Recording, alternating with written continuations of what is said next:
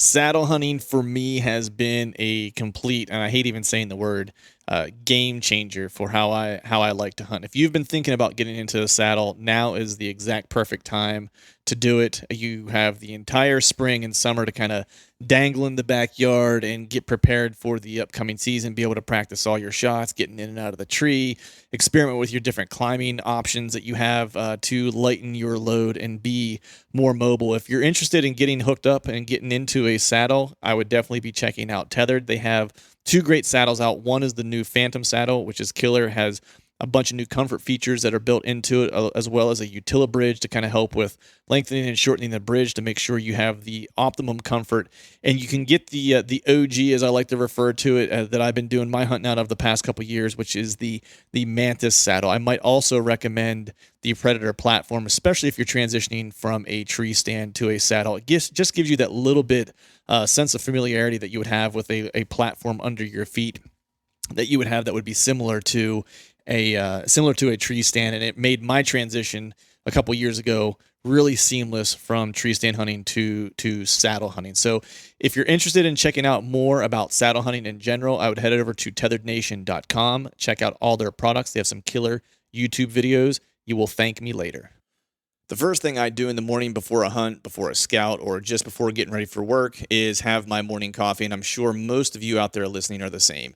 Make sure you're filling your mug with Skull Brew coffee, as it is the only coffee company that is both 2% for conservation certified and donates 10% of its profits to conservation organizations to help secure the future of our wild places. So head to skullbrewcoffee.com and choose between 3 killer roasts of coffee and know that you are supporting conservation with every sip.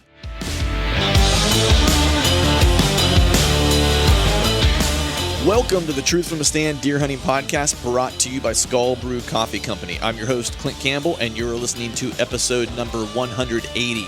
Today I'm joined by my good buddy, Mr. Johnny Utah, and we're talking his turkey slam and more. So stay tuned.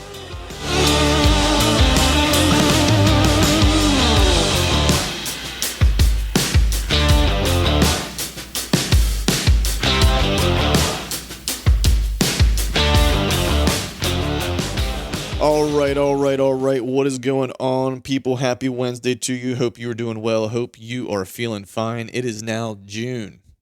We are in the month of June. It's kind of crazy to think that summer is already here. Well, I guess summer hasn't officially happened. I think it's like the 21st if you're getting technical and going by the solstice.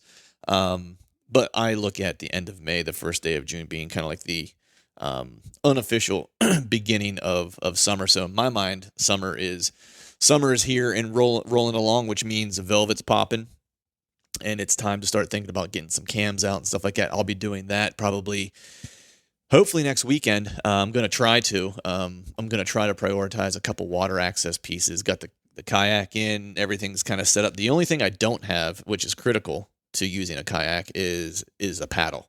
So I have to rectify that this week. If I do that, then I'll be able to go put some water access cameras out. There's a couple places I really kind of dropped the ball, if I'm being honest, because there's a couple places I wanted to hang some cameras that I told myself after I scouted them in the winter. I was like, you know what? I'm going to get in there before late spring and hang these cameras because it is so thick and gnarly. I was like, I do not want to be walking through this in the summer. I'll have to at some point to check them, like probably sometime in, I don't know, September or something like that, and look at them. I was like, but I'm trying to minimize my in and out of this particular spot just because it's a bitch to get into, number one, and number two, it's going to be even more of a bitch with how thick everything is and how grown up everything is, and then add the bug factor and the hot factor into, and it's going to make for kind of a mess. So I'm going to have to grin and bear it and go out and put those out. And so I'm hoping to be able to get my cameras out here probably in the next 2 to 3 weeks. I'm not going to commit to getting them all out in the next 2 weekends because I got some other things I need to do.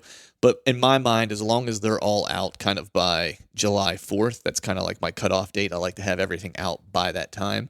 That way I can let them soak for a little while and see what inventory I have in the general area. I might change up my approach a little bit this year. I usually put out a good many cameras, across various pieces of public land, but I'm thinking about putting out fewer cameras early and then kind of deploying the rest of the herd later in the year. And when I say later in the year, I'm talking like after they kind of make their shift, right? So shift to like maybe scrape areas and stuff like that at the beginning of October, and then just kind of letting them sit. Or traditionally, scrape areas, places that I found while I was scouting and stuff like that I want to monitor. I think I need to do a little bit better of inventory setups on public land, getting that inventory to know what bucks are in the area. And so I think that's something I might do. It'll do a couple things, save me some time putting cameras out, and two, have fewer places I need to go check, which will be nice. But also three, kind of make me think a little harder about where some of these inventory places may be, and then make me think, harder yet again, or might do my due diligence and really kind of setting things up over scrapes. Because just truth be told, in Pennsylvania, putting cameras on scrapes, I've not had a ton of really, really good success. And maybe in the past I set them over the wrong scrapes and stuff like that, which is, very possible. I know John and I have talked about this in the past, because John does a killer job of getting great scrape inventory. Jake Hofer from Exodus is the scrape king. That dude gets killer images, or all the Exodus guys do, really over scrapes. And so I need to up my game when it comes to that, because I feel like with the way I'm hunting now and hunting more scrape activity and primary scrapes and stuff like that, I've done it all based on freelance hunting, which I love. But I could probably become even more efficient, and maybe I don't want to dare speak his name as though I'm anywhere near his caliber. But what Andy May does really well in figuring out a deer, and it's not necessarily scrape, but it's just like he goes in with such a high level of confidence on certain deer and certain setups, because he just has, he knows a lot either about that deer, that area, or the both together. And so it's really trying to be, more efficient in that regard. That way, if I do have a place where I kind of have a great deal of information about, I can make a strategic strike and then still be freelance hunting and stuff like that outside of those opportunities. But I think that's kind of going to be my game plan for cameras this year. Maybe I'll have my buddy Chad on, and we'll talk about some of this camera stuff. But with that, have a couple cool things I want to make mention of. First, if you haven't heard, or if you didn't listen to the past podcast, I announced I was going to be doing a Beast mini-series with Dan Enfalt. We're going to do a handful of topics. Going to be probably somewhere in the range of 3 to 5 episodes. And they're all going to be listener questions that we're going to answer. Well, it's not going to be me asking him questions. It's going to be taking questions from you guys. I usually make a post every week asking for questions on specific topics. This last week, I asked for questions on wind and thermals. Got some great questions from you guys. So that'll be the first session that Dan and I will do together. And the kicker is that if you submit a question for a topic, then we're going to randomly select one person who submitted a question and invite them on to be a guest with he and I on the actual podcast record.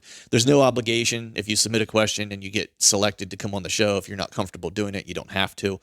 We just thought it'd be a nice way to kind of like, give back and have someone on. Maybe if they had, wanted to ask Dan a question, haven't had an opportunity to in the past, or, hell, if they just wanted to be on a podcast, give them the opportunity to do that too. It's just, we're coming up on 4 years, our 4-year anniversary of this show, and I just thought it might be something kind of cool to do, to try to give back to you guys for all the support you've shown me in this show, and then the guests that we've had on as well. So be sure to stay tuned to my Instagram page and the Hunting Beast forum, because that's where I will be laying out the questions, or the topics for questions.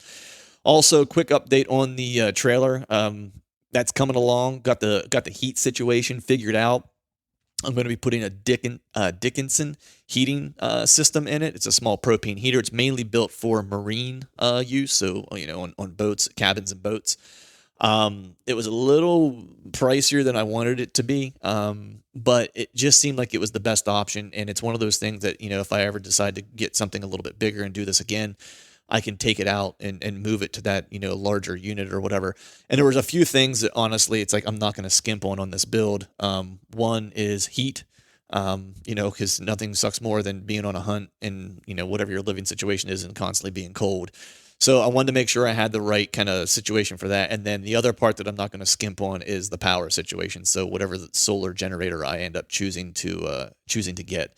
Those are the two areas I didn't want to skimp on. So that should be here this week, and then I'll start thinking about getting ready to install that. But finally knowing what heater I was going to use And this past weekend, I kind of got the bed situation figured out. That really kind of allowed me to understand how and what space I'm kind of working with, and how the rest of the build is going to kind of play out. So the bed situation, I put a couple sections of E-tracks in, some 2x4s, and I made a little platform that is removable with plywood on the top of it, and that'll kind of be my sleeping situation. It's elevated. I'm short enough that it'll work for me across the back of the trailer, and hopefully I'll have some videos coming out with all this.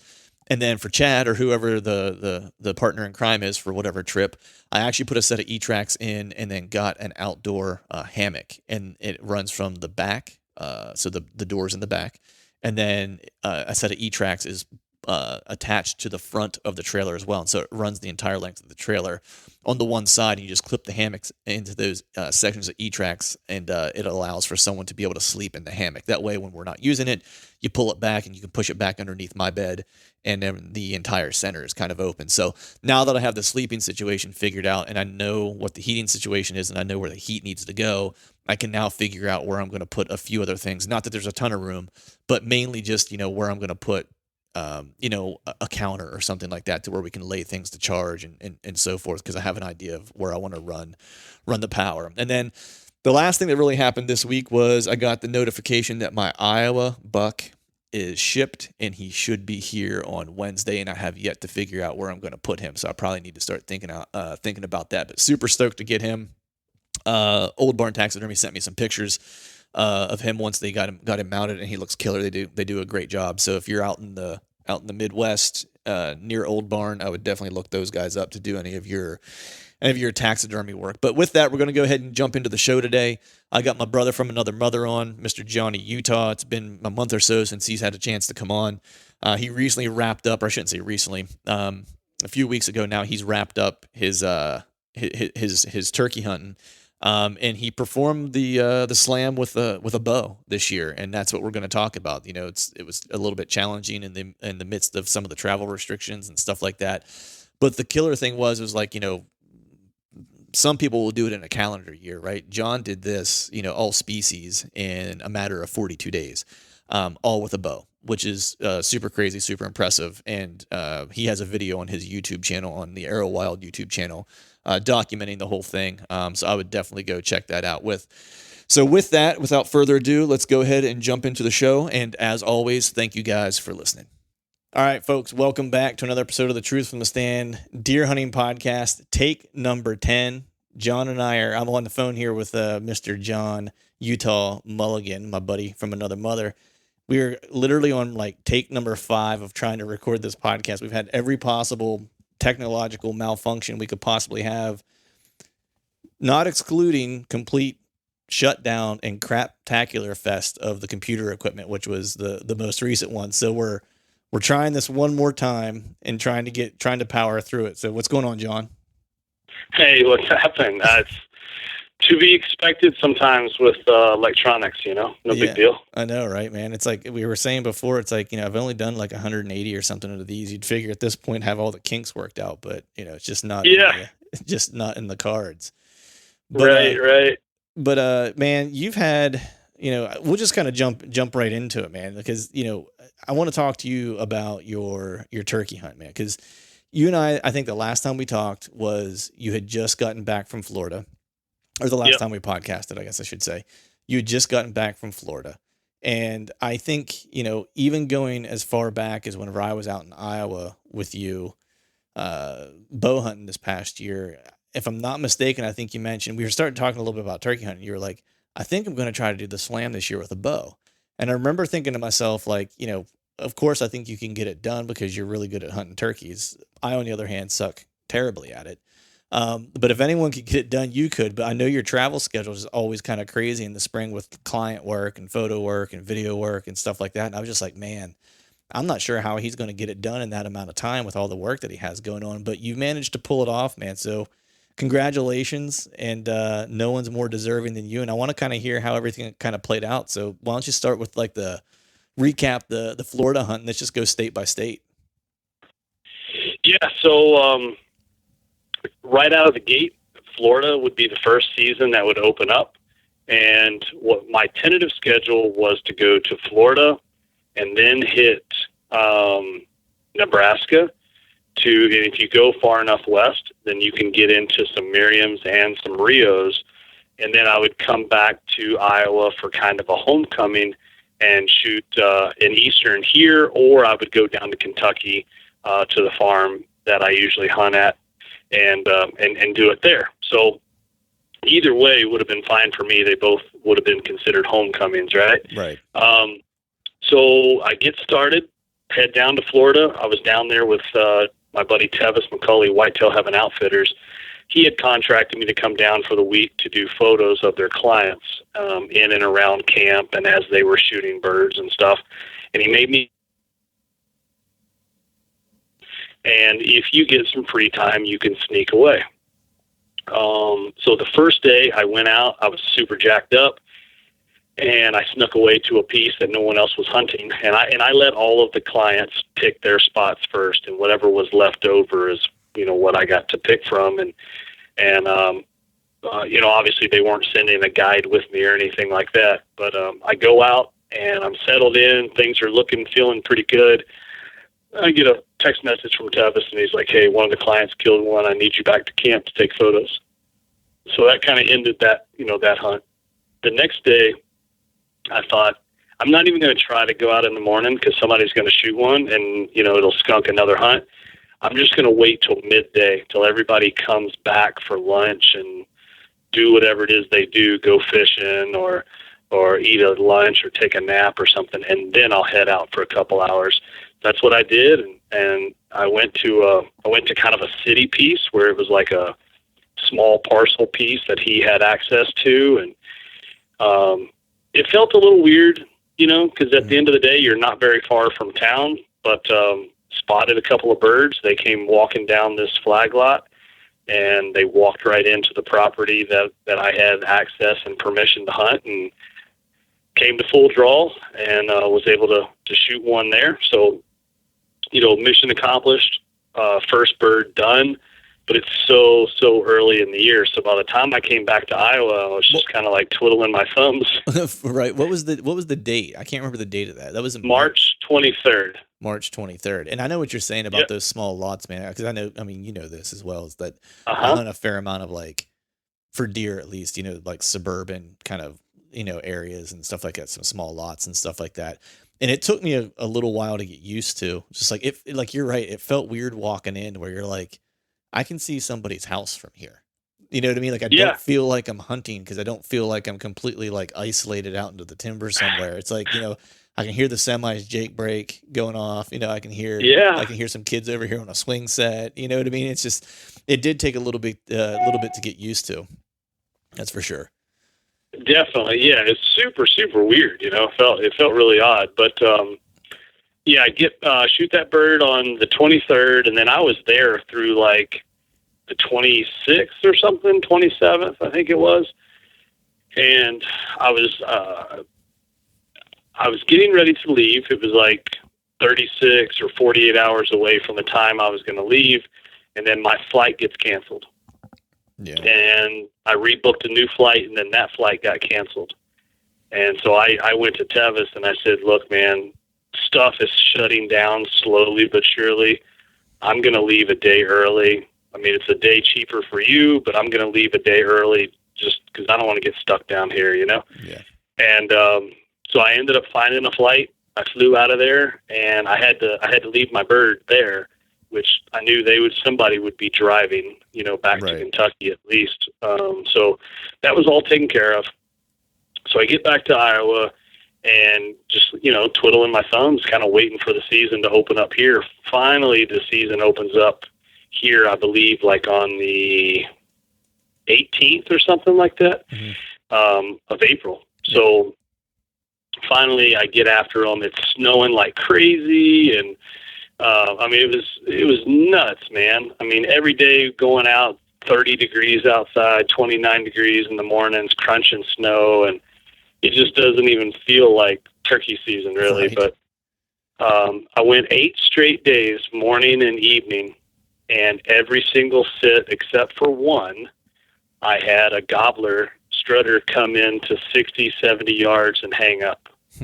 And I call it short committing. These birds were short committing. They had walked 400 yards to come to me, and they just weren't coming any closer. Yeah. And so I'm talking about getting frustrated. And I talked to a buddy of mine, Sean Lutchell at Heartland Bowhunter, and he was seeing the same thing down in Missouri that I was seeing.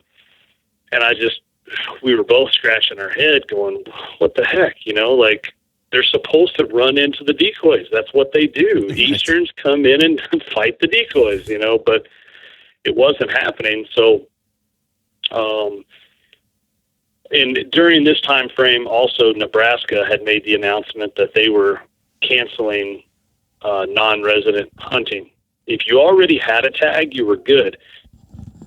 But an over-the-counter, I felt no need to pre-buy the tag until I was like on my way there. You know what I'm saying? Yeah. So I didn't have a tag purchased already, and I thought, you've got to be kidding me. And then Kentucky cancels. So I'm like, well, Kentucky's not a possibility. So it's, what am I going to do here? And my wife, she goes, look, I get it. You opened your big mouth and you said on multiple podcasts that you were going to kill all 4 birds with a bow this year, but pandemic, coronavirus, I think you can get off the hook. Like, I don't think anybody will call you a quitter, Right. And I'm like, damn it, if there's a will, there's a way. Right. And I had a buddy down in Texas, and his father-in-law has a big cattle ranch, and he says, man, we got birds down here. I can't tell you exactly where they're at, but I know that I've seen some birds, so no guarantees, but if you want to give it a shot, you can come down here. So I checked Texas. You could get a tag. I drive 12 and a half hours to Texas, drove all day. I made it to his house just in time to eat dinner and go to bed. Woke up the next morning, and as I was staking the second decoy in the ground, I hear a bird erupt right over top of us in the tree right next to us. Wow. And typically for me, that's a bad situation. Right. Because if they pitch down, it might be too dark to see, or they're picking up some movement and they're going to pitch down the other way. So I was looking at OnX, and if they pitch down the other way, they were going to have to fly for like a quarter to half mile to get to the next pasture, Right. And I thought, you know what? This might be the only field that they can come into. So I just sat there real quiet, didn't make a lot of noise, waited until I had good video light, and then I started, yelping a little bit, throwing some tree yelps, and it didn't take long. The bird pitched down overhead. Actually, 3 birds pitched down overhead and came right into the decoy spread, and I shot one of them. And I'm thinking, all right, now that's 2 birds. I got the Osceola, I got a Rio. This is pretty friggin' awesome. You know what I mean? Like, and this was on April 25th. And I'm thinking, there's a chance. I actually might be able to pull this off. So the ace up my sleeve was I knew that a buddy of mine was going to South Dakota. And he was going to be out there hunting a little bit, and there might be some intel to gain from him already. So on my way back from Texas to Iowa, I called him and I said, are you still going to South Dakota? And he said, yep. And I said, states, it's still open. Everything's good. He's like, I don't know. I already have my tag, but you're going to want to check. So I'm driving down the highway and I'm on the phone with South Dakota Game and Fish. And they're like, yeah, we still have public land tags available in the Black Hills unit. So I went ahead and grabbed a tag, and I tell my buddy, like, what day are you guys going? And he had moved the trip up a little bit. So ultimately what it meant is I came back from Texas. I was home for like 2 or 3 days, and then boom, back on the road again to South Dakota. I go there and go into a piece of public. We had scouted birds the night that I got there, put a few to bed, went out the next morning, heard a ton of birds, but didn't have any gobblers come in. And so for the afternoon set, I was like, look, I know there's a bunch of gobblers in that area. I'm just going back, and I'm just going to kind of whitetail hunt them. I'm going to sit there really, really quiet and see what happens. About 1:45, 2 o'clock or so, I let out just a couple of really, really soft yelps, and I had a gobbler answer me. And I'm like, well, I'll just put my call down and see what happens. About 5 minutes later, I had four gobblers coming in, surrounding my set, coming to mess with my decoys. And the bird that I shot was the only one that didn't commit. He hung out, and I ended up shooting him at 44 yards.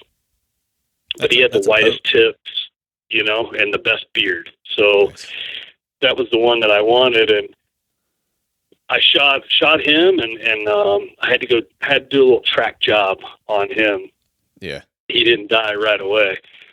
He was messed up pretty bad, and I had to sneak out of the blind and try to put a little stalk on him when he got into the pines, and put another arrow in him.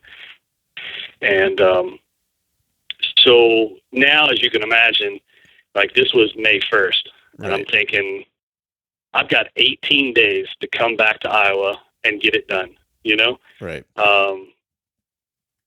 I have a legitimate chance of pulling this off. That's when things kind of got cool. Now, by shooting that Miriam, what that actually did for me was that gave me my grand slam with a bow in a year. Right. Because last year on May 2nd, I had shot an Eastern in Kentucky with my bow. So inside of 1 year, I had my grand slam, which I thought that was a pretty cool accomplishment. Heck yeah. And but I'm thinking I can do better. I can do it in one season. So I'm cruising back to Iowa the next day. I took in some sights, went to Mount Rushmore, and went to Crazy Horse and that kind of stuff. But I'm driving back to Iowa, and I call a buddy of mine, a guy you know as well, Billy C. And Billy does a lot of filming for me from time to time, and I'm calling him, and we're kind of via the phone high-fiving, right. And he's like, man, when did you leave? And I'm like, I didn't get on the road till about 1:00. He's like, dude, that puts you at home at like 3:30 or 4 in the morning. I'm like, yeah, you're right. He's like, I know you're dog tired. I was like, yeah, I'm exhausted. And so he's like, I tell you what, he's like, man, my house, is like 2.5, 3 hours from your house. You literally have to drive past my exit, to get home. Why don't you just stop and crash on the couch? You can always grab a couch here. So I was like, you know what? I think I'll take you up on that, because I am tired, and there's no sense in trying to drive all through the night and be stupid about it, Right. So we get off the phone. I call Kelly, and I said, I'm going to just stop at Billy's and stay the night, and then I'll get up in the morning and head on the rest of the way. So she's like, good call. I make it to Billy's, and he's already got the couch ready for me, and he's like, hey, I was thinking, you already have all your hunting gear here, and you have your bow with you.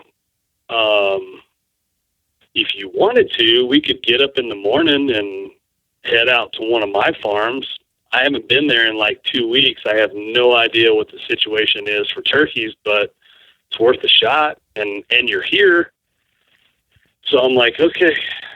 So I lay my head down, set my alarm for like 3 hours, wake back up.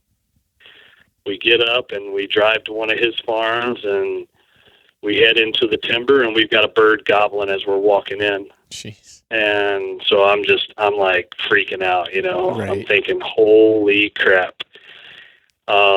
Strutter comes in and short commits. I'm like, these damn Iowa birds, like, what is the deal? Like, they've been doing this to me before I went to Texas, and they're still doing it. Like, this is dumb. But that bird never truly left. And then he did like a drive-by. He walked behind the blind, no strut. He was kind of like playing it cool, you know what I mean? Like, he was fashionably late to the party, like he acting like he's been there. So he cruises on for a little while. Then he ends up working up the courage to finally strut in and come all the way into the decoy spread and come into a shooting lane window that I had. And Billy's running the camera. We had GoPro footage, and I shoot this bird, and it just, caramba, just pummels him. You know what I mean? Like, right. He does like 2 forward flips, and that's it. Done. Never moves another feather. So at that point, I mean, I was almost in tears. Yeah. I was just gonna say, like, at that point, like, you like, what was Like, I mean, I'm sure you were just pumped at first. It's like the initial is like, sweet, a bird. Yeah. You know what I mean? Like, you know, it's like you would if it was like the first one you killed that year. You know what I mean? Like, awesome. Yeah. I mean, and then when it finally hit you that you're like, holy shit, I actually pulled it off. Like, what was the thought then? Yeah. So I stood up because I had to stand up to shoot. The bird still didn't totally commit where I needed him to. And we had another window open, but it was about 12 inches higher than my window. So when I drew, I ended up just kind of standing all in one motion and, you know, setting the pin on him and shooting this bird. So I was already standing, and I just dropped my bow. And when I saw the bird flop over and not move again, and I looked at Billy and I was like, crap, like, that's done. We just pulled this off, you know, and it was May 3rd on that one. So, you know, from April 25th to May 3rd, that was three birds in 3 states in 3 days of hunting. That's crazy. And the rest was drive time, you know. And that's, like I said, I thought that it would be a pretty cool feat to do. And it wasn't until I got really into it that I'm like, oh my gosh, this actually might happen. I mean, you know, it's kind of like every time you go to shoot a basketball, as soon as you release it, you're like, Kobe, you don't know if it's going in or not, but if it does, it's because you're going to look like a badass. You know what I mean? Right, yeah. So, like, I'm like, holy crap, I actually did it, you know? So that was pretty neat. And again, it was cool because I had done so much solo hunting, you know, and self-filming on a lot of these hunts.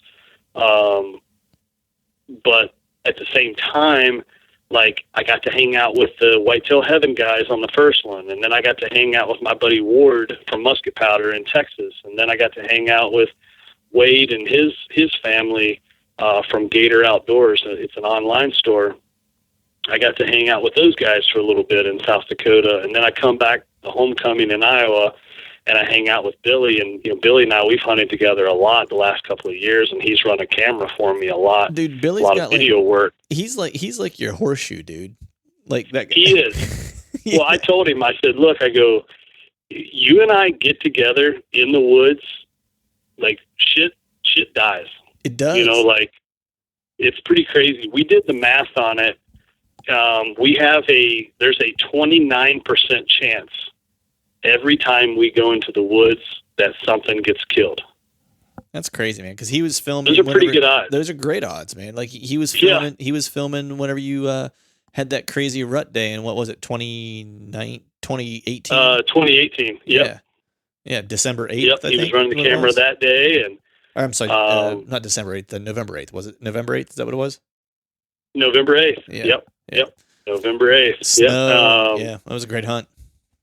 So, yeah, it's just crazy stuff happens. You know, like the same bird comes in 3 times. Yeah. You know, shoot him on the 3rd time. It's like, third time's a charm. I mean, it's just, there's so many, like, crazy little phrases and one-liners that come out of it whenever we get together and do stuff. But,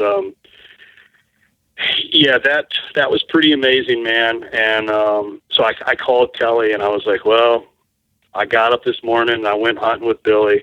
She's like, good God, like, you have to sleep at some point. And I'm like, I know. I'm like, we had a bird that came in at 7, just short committed. I was like, then he came in again at 7:30, nothing. I was like, then he came back in again at 8 o'clock. And she's like, good Lord, what happened to your good luck? I'm like, well, I shot him. So she's like, you jerk. But, so she's like, it is time to come home. You know what I mean? Right. And so it was a fun drive to come back home. It felt like it took me 10 hours to get home. But, yeah, I mean, you know, there's been a lot of people that have pulled off the Grand Slam. Not as many people have done it in a single year. Not as many people have done it with a bow, all 4 birds with a bow. And then not as many people, to my knowledge, have ever done it in a pandemic year where states were closing down and you couldn't go to certain states. I mean, right. I would venture to say, like, if you took all the Grand Slams that are on the record books, 70% of them involve at least one of the birds coming from Nebraska. Right. If not 2. Now, if you talk to the purist, they will say that Nebraska doesn't have real Merriams and real Rios. They're all hybrid birds that look like Merriams or they look like Rios. Right. And I mean, I'm not doing genealogy and I'm not doing DNA testing on birds, but, you know, no one can argue that a Texas Rio and a Black Hill, South Dakota Merriam isn't a legitimate birthright bird, you know? Right.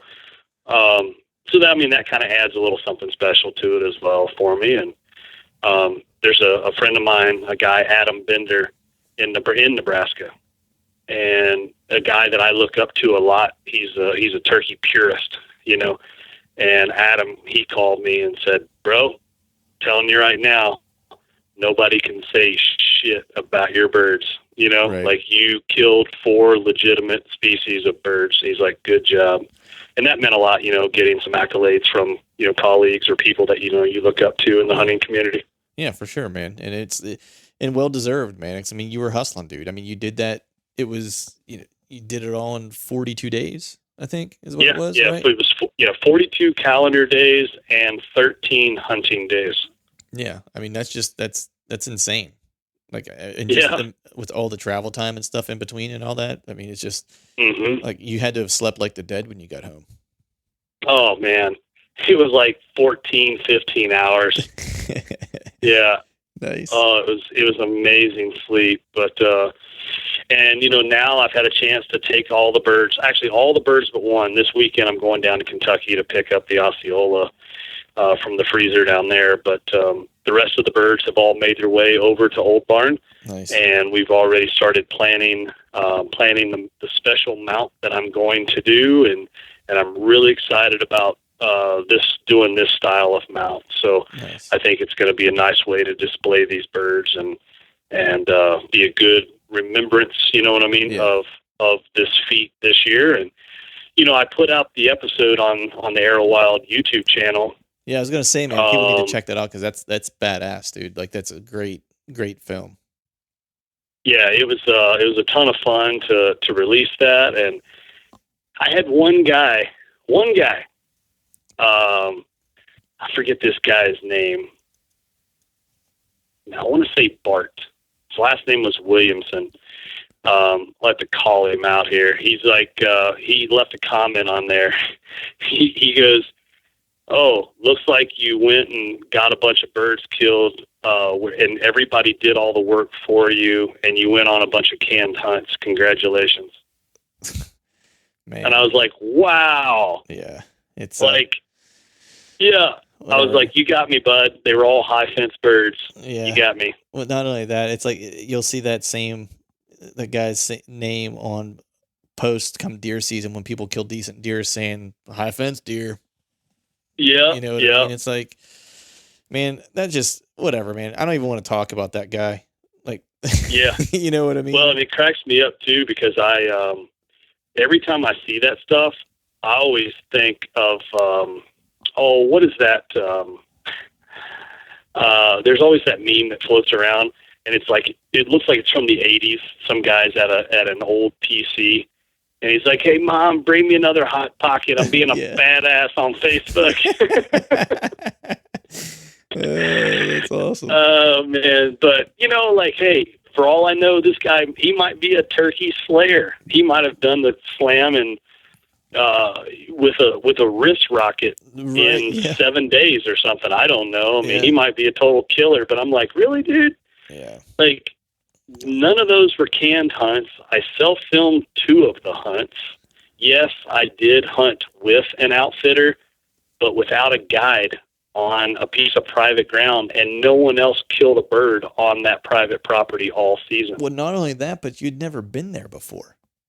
No. You know what I mean? Like when you're walking into a piece of like, I don't care if you're walking into a piece of property blind, a piece of private property.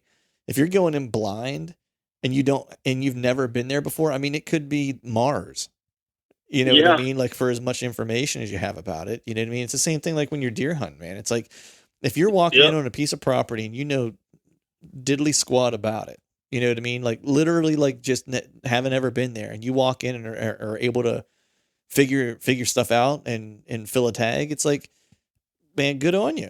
You know what I mean? Like, Yeah. that's the same as like, to me, it's kind of the same as hunting public. 'Cause, I mean, you have the same amount of information about it. You know what I mean? It's like, yes, I don't know, man. That stuff chaps my ass, man. When It folks does. say It that does. kind of stuff. And, like, I wrote him back and I said, hey, man, I self-filmed 2 of these hunts. Gator Outdoors is not an outfitter. It's an online retail store. Yeah. You know what I mean? Like, he had never hunted there either. He just lent me a couch to crash on. I was like, in Iowa, that was a private farm that no one had been on in 2 weeks. Nobody had any intel about that property. And, I didn't have a guide handhold me in Florida. And, in Texas, I hunted a cattle pasture. I mean, right. Like, what the heck? Like, right. This is ludicrous. You know what I mean?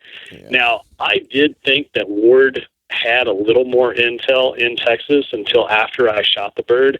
And then I saw the color come back into his face. And I'm like, dude, I don't know who's more jacked, me or you. And he goes, bro, I've been literally like, my stomach has been a mess ever since I knew you were coming because, I really wanted you to get it done. But he's like, look, I knew that we had turkeys, but I didn't know where the turkeys were. It was like, it worked out so good for us that we were able to get on birds right away. But yeah, so that was cool. To release that episode. My buddy Wade James from Johnstown, out there in PA boy, super talented videographer himself.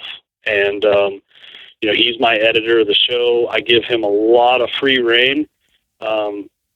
He knows my style and he puts it in my style, but I give him a lot of leeway to do things the way he wants to do it.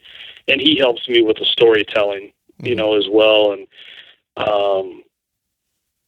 he laid it out just beautifully. Like, I couldn't have asked for anything better. And, the guy's just got so much talent. So, yeah, we're definitely really proud of that episode. It was a lot of fun. Yeah, it's killer. Everyone out there should go check it out, especially if you like turkey hunting. Like, it's really well done. The footage is killer. Of course the story is killer, and of course you mentioned like the edit's baller. Like, he just does a great job putting stuff together. What was the hardest part about this whole thing, man? Like, what was the part, like, looking back on it where you're like, man, this was the part that really kind of sucked? Texas and South Dakota. Yeah. Because, like I said, Nebraska I had been to once before, so I at least had a starting point. I had put an eyes on areas, and I had spots marked on on X already. Right. So when I knew that I couldn't go there, you know how it is. Yeah. I mean, you talk to the neighbor, and the neighbor's like, man, I saw this giant buck, in this back pasture. And then you go sit a tree stand in that area, and you see the so-called giant buck, and it's, some 70-inch dinker or whatever. You know what I mean? Yeah. And you're like, oh, geez.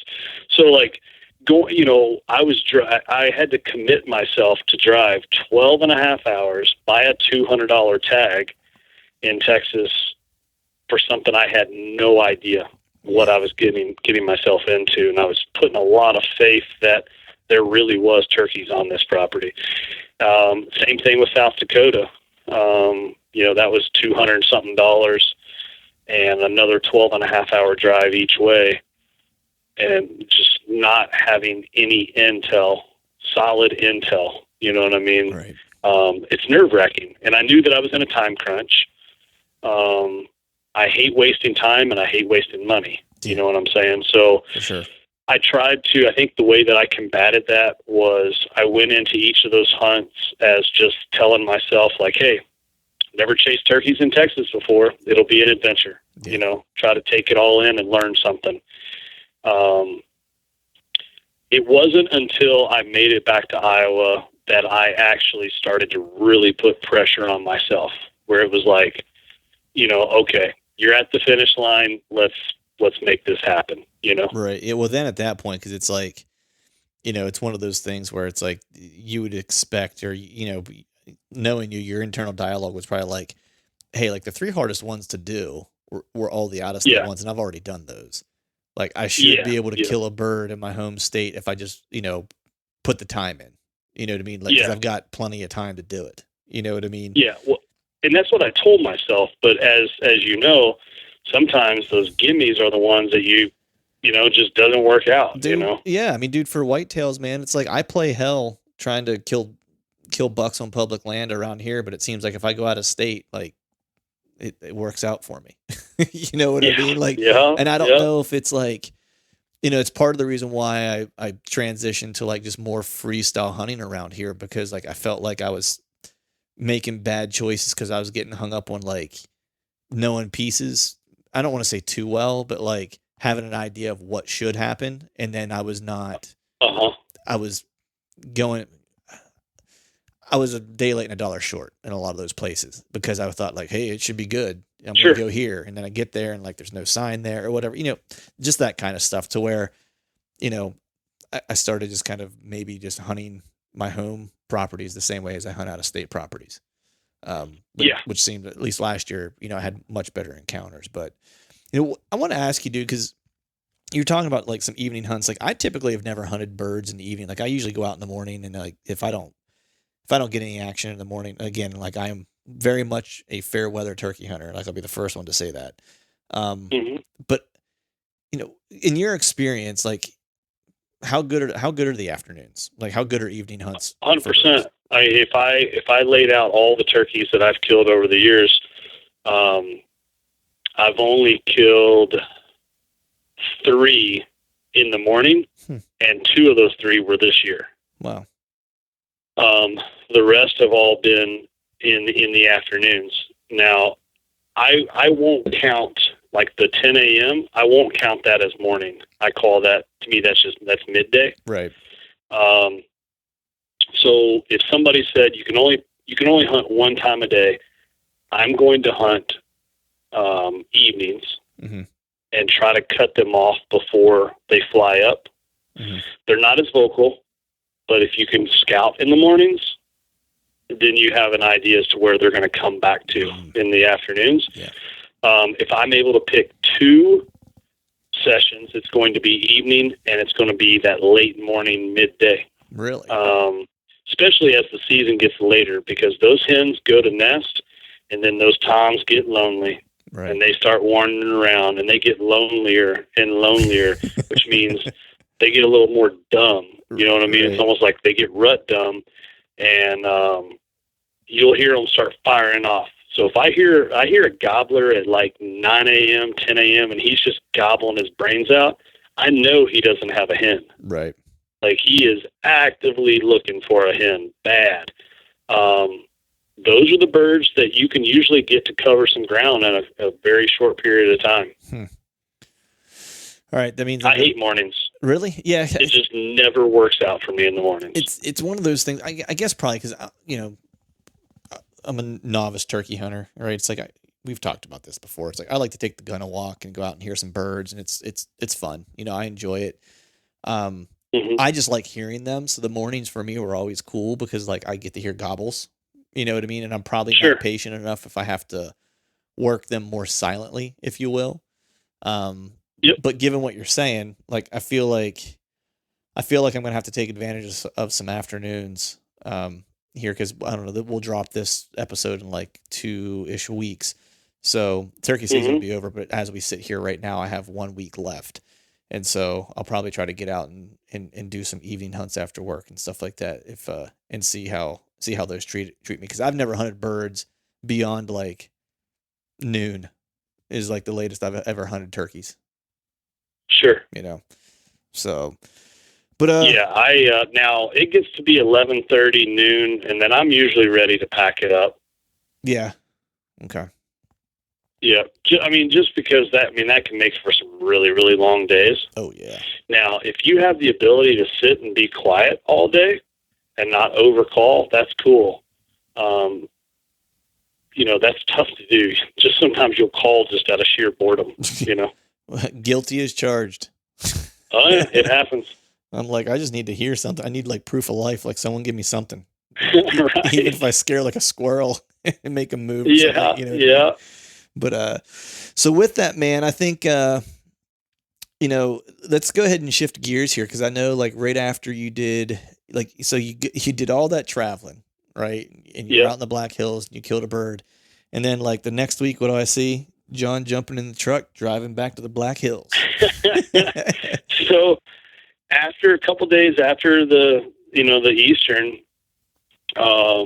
I'm cutting up footage and whatnot. I'm packaging footage up to send to Wade, and Billy calls me and he says, "Hey, you got any interest in going out to the Black Hills?" And I was like, "Yeah. I mean, I just came from there." And he's like, "No, I mean, like, this weekend." I'm like, "What? I just came from there."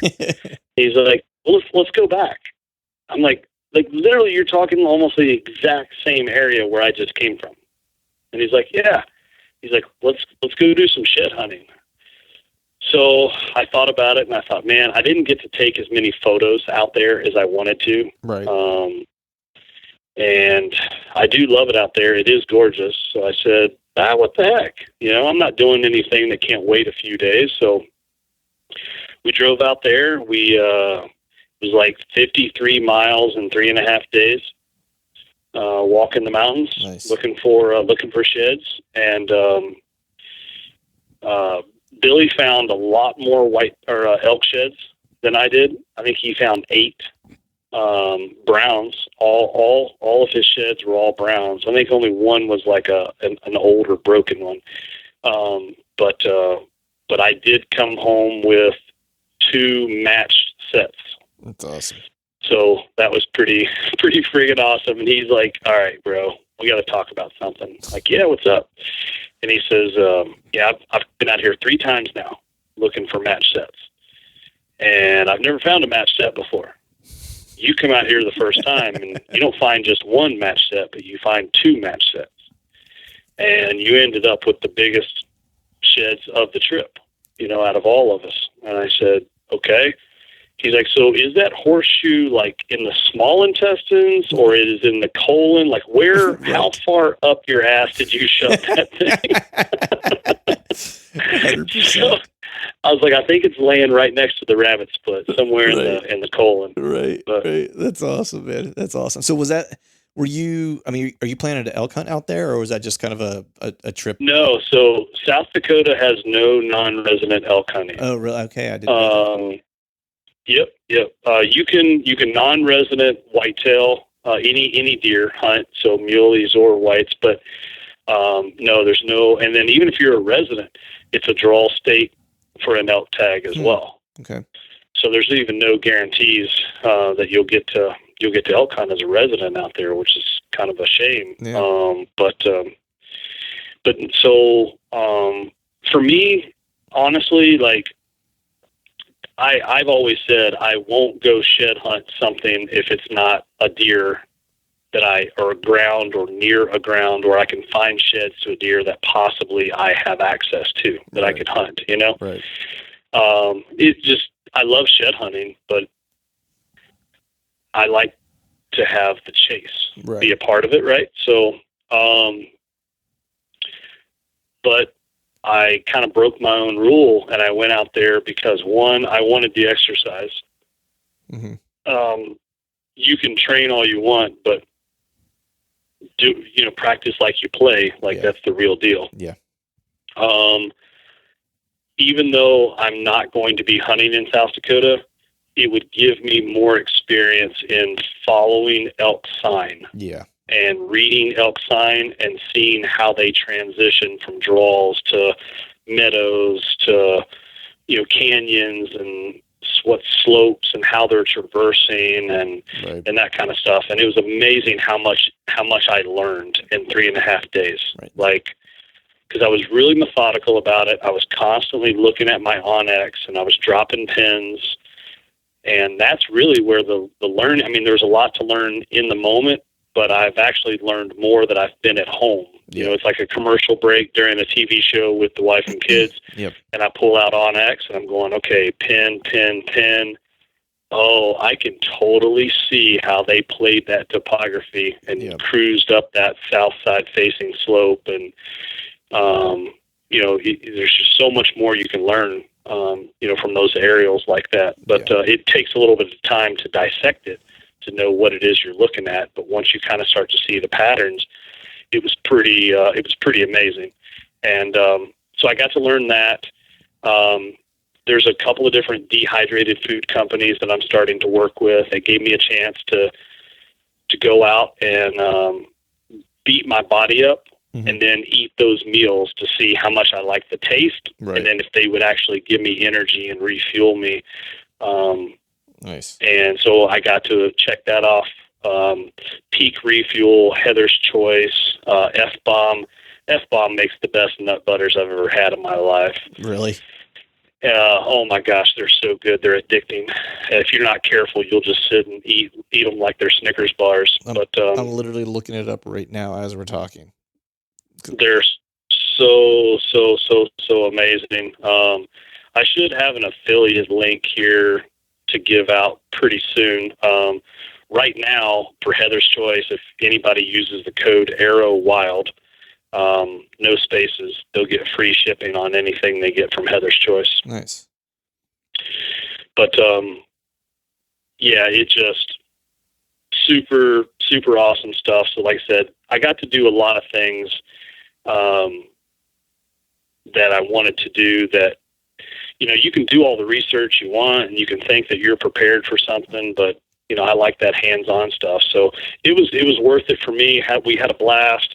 Billy and I, we always have a good time, and we got to bang out some stuff out there. We got a lot of photos done, and we both shot some video. He'll be shooting some video for his show, Wildest Dreams TV, and I was shooting stuff for Arrow Wild TV, and nice. So that was just it was a freaking blast, bro. Nice, man. Like, I love the Black Hills. The Black Hills is awesome. I mean, come on, Rushmore, Crazy Horse, Deadwood, Custer, like all in the same spot. Yeah. It's one Needles place Highway. I've never been, and it's one of those places where it's like it's earmarked as you need to make your way here. I got to pass through, not exactly the Black Hills, but when I was driving back from Montana, just that part of the country's ridiculous, and so I need to get back there at some point. But and Sturgis is like, right there. I mean, there's so much cool stuff out there. Like, I don't know. Let's get Harleys and go to Sturgis, man, and cause a ruckus. Yeah, well, Kelly and I are talking about taking the kids out for, drive on a Friday, camp Saturday, Sunday, drive home on a Monday. But we're talking about just going out there for a little camping weekend. It'd be awesome. Dude, talk mama in it, throw the little one in the truck, and meet us out there. I could totally do that right now, working from home. I'm trying to figure out ways I can take more advantage of that right now, just given that I'm just at home all day working, that I don't have to work in an office, so I can kind of be wherever and, do whatever I need to do, so. Yep. We're going to try to go sometime in June or July. Nice. I might have to talk to Mama Bear and see if we can't make that happen. Cause I got a camper too. Like Wilson's got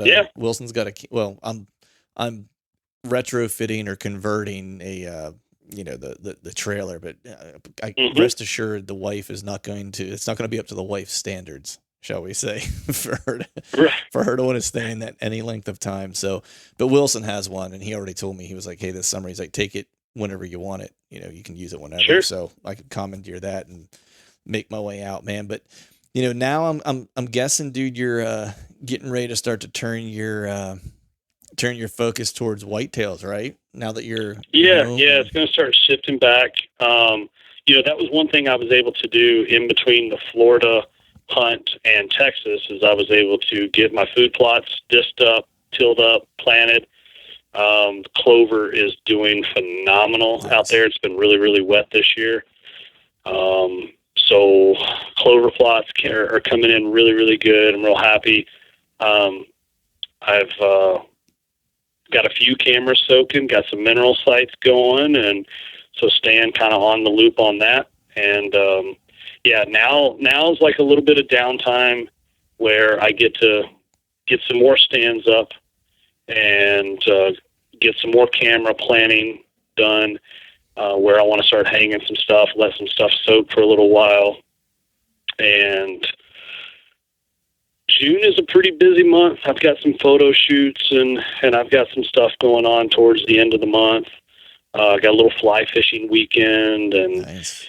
Is that Montana? Supposed to go to Alabama and do a little catfish noodling with Miss Hannah Barron. Nice. So I got to get a hold of her. We got to get that planned in. But I've got a few, like I said, a few little weekend trips and a few little overnighters here and there. And then I have to get a lot of this whitetail stuff done ahead of time this year, because once we roll into August and September, it's kind of Katie bar the door time, and I'm not going to have a lot of free time. Right. A lot of Western hunts and Canada hunts and stuff. Right. Yeah, I hear you. You're way ahead of me, man, on the camera front and all that jazz. I literally pulled my last. Actually, I still have one camera out that I think I'm going to try to go get tomorrow. Still soaking from the winter. Well, yeah, it's funny because I had it out. It was in this little suburban spot that I'd never even hunted, and I think the last time I checked it was maybe October 15th, something like that. And I've never been back since. So, oh wow, yeah. So, and it was a brand new spot. Like I'd never hunted it before. I kind of got turned on to it from a friend a guy that Chad and I know. It's one of Chad's friends. He used to live in the area that I live in, and he has since moved to Ohio like 2 years ago or whatever. So he was kind of dropping me some info of some places where he's been, these small little like suburban lots that are kind of out of the way and people really wouldn't probably know about. And so yep, he gave me some of that intel. And so I went and hung some cameras in some of those. And, by October 15th, I hadn't seen anything really on camera during the summer, which wasn't surprising because there wasn't like a dominant food source nearby. It's really probably more of like a rut spot. And I was, of course, going to be out with you.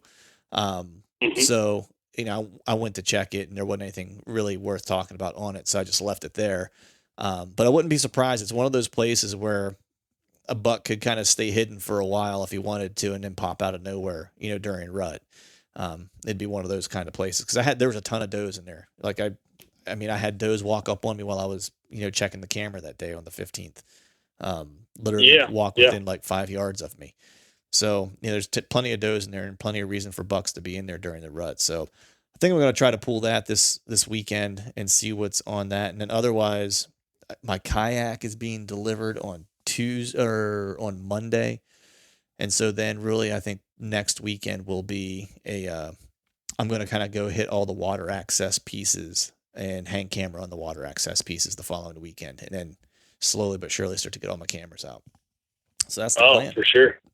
Yeah, that's the plan for me. And then I just got everything confirmed today from a Missouri hunt. So officially it'll be Missouri and Ohio. Missouri the first week in November and Ohio the second week in November. So, okay. Yeah. So that's the plan on that front. And given that I'm working from home and stuff like that, man, I might be making my way out toward you I wasn't going to go out and scout at all. I was going to freelance the whole hunt. But now since I'm working from home and I can kind of work from wherever, I'm thinking of maybe making a quick trip out this summer and doing some scouting and, or like some scouting in the evenings, maybe early morning scouts and then, early morning scouts and some evening scouts, and work during the day, maybe make a long kind of weekend out of it. So might be headed out your way. Yeah, dude, come on. You know it. I'll drop Welcome by. anytime. But with that, man, let's. I think it's a good place to wrap it up. We got all of our turkey talk in. We started just touching a little bit on whitetails, and then from here on out, when we get together, it'll probably be Western hunts and whitetails for the foreseeable future. And I think that'll be the next one. We'll have to start talking about your plans for out west. For sure. Yeah. It's coming up. I was earlier today. We were just chatting. May 22nd already. Yeah. It's crazy. It's crazy. Like time is ticking off. Everybody says, "Oh, the older you get, time flies," and they're right. Like it's, I've just been running a million miles an hour. Things are finally starting to slow down a little bit with the bourbon barrel, the turkey calls. Mm-hmm. So, that's been nice. And it was actually a little bit of a needed break. Right. So we've got all of our orders caught up. Everybody's got their calls. There was a ton of birds killed with my calls this year, and that was super awesome. So yeah, wishing everybody continued success on that, and hopefully that'll continue to grow. And spring was great, and you're starting to see a lot of people shoot some bears now. Some stuff's starting to open back up again, so there's a lot of bear hunting going on, and it looks like Total Archery Challenge is gonna start rocking and rolling. Yeah, that's what I've kind of heard that through the grapevine. So that's cool. Hopefully, we'll get back to some normalcy here. Yeah, something. Normal stuff, man. I just this whole thing has just been so weird, and no matter what everybody's opinions are on it, it's just it's very different, and it's been a unique thing. I've tried to keep the news off, not pay attention to any of it, and just do my thing. I'm kind of a germaphobe, social distance person anyways, right. So I can just turn the news off and kind of forget about all of it. Yeah, I do a pretty good job of the same thing, man. I don't pay attention to it. And then, well, you cracked me up the other day. We were talking, you said something, you're like, my truck hasn't left my driveway in like 3.5 weeks. And I'm like, how's that even possible? Yeah. Like, well, I mean, you're like a damn hermit. Dude, I am. Well, you know that I am, man. It's like, I was telling someone, I forget who it was. Maybe it was Wilson. I don't remember what it was. Oh, I know what it was. I was talking to my father-in-law about, I've told this story on here a couple times, so I'll make this short, but I used to hunt the farm a lot. Right. And I used to do a lot of like habitat work, food plots and stuff like that down there with him and all that kind of jazz.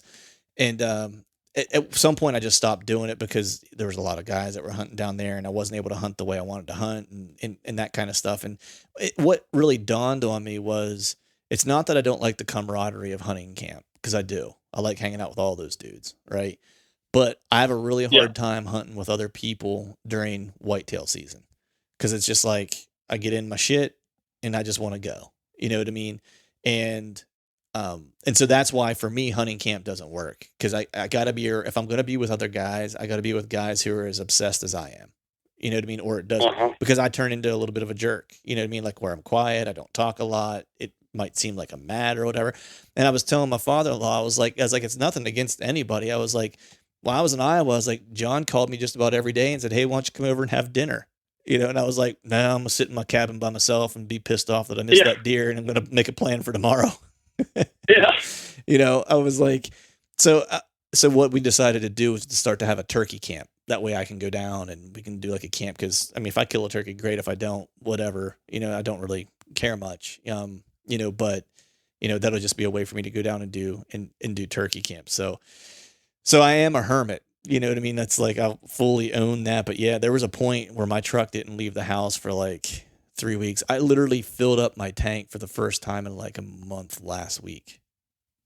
Yeah. So I've been locked away for quite some time. But with that, man, I think we can go ahead and shut this jammer down. Everyone out there, be sure to if you're not following Johnny Utah Hunts on Instagram, you should be. If you're not following Johnny Utah Creative, or on Instagram, you should be. If you're not following Arrow Wild on YouTube, you should be. And if you don't have a bourbon barrel call, damn it, you should have one. Yeah, that's the reason why you didn't kill a turkey this year. I know. Well, it's my showpiece, man. It's like I keep that in the thing. But brother, thanks for coming on, dude. I'm super happy for you, man. Like, it couldn't happen to a better dude. What you accomplished this spring. With deer hunting and stuff like that, you've had some tough seasons in the recent past and doing all the right things, and sometimes shit just doesn't break your way. And so I was just super happy to see you, set out to accomplish a goal and just crush it. You know what I mean? So I was pumped for you from afar. Dude, I appreciate that. That means a lot. I say this like in a very nice way. I don't really care what anybody thinks of me other than the people who I really value their opinion. So hearing that from guys like yourself, that means a lot to me. So I appreciate that. Yeah, it's been wild. It's been rough. I've had definitely last year was not a really, really good year on a lot of different fronts. business, financial, hunting. There's just a lot of things coming from different directions. And I told my wife, I said, man, I cannot believe how much luck is going my way. And she said, is it luck, or is it just things are coming together because of persistence? And I'm like, I don't know. I'm still calling it luck. But she's like, well, I don't think it's luck, you know. So either way, it's been awesome. So hopefully we can just keep the momentum going and keep having fun with it and keep doing what I'm doing. I enjoy working in this sandbox, and I don't want to go pick a new one, you know. Yeah. Well, I've had the chance to spend some time with and get to know your wife, and she's pretty rad, and she's a pretty smart lady, and so I would say she probably knows a little something about why things are turning up Utah these days. And I would have to say it is the persistence, because you work harder than any other guy that I know, man. You know, so and that's where it comes from. So, you know, no one's more deserving. So, but I appreciate. But with that, man, appreciate that a bunch, man. Yeah, dude. Yeah, you bet, man. And I think with that, man, we can go ahead and shut this love fest down. So, thanks everyone for listening, John. Yeah, it's thanks. Getting all hot and steamy in here. I know, man. I think I broke a sweat. Yeah. All right, brother. I'll talk to you soon, man. You be good. All right. Sounds good. All right, folks. That is a wrap for today's show. I'd like to thank all of you for listening. And if you haven't yet, please head over to iTunes and leave us a 5-star rating, and be sure to subscribe to the podcast. And hell, while you're at it, head over to YouTube and give us a subscribe there as well. I'll be super appreciative if you do those couple things for me. And before I shut this thing down, I need to give a big shout out to our partners who continue to help us make this podcast possible. Tethered, Exodus Outdoor Gear, Skull Brew Coffee Company, and Gumleaf USA Boots. And until next time, we'll see y'all.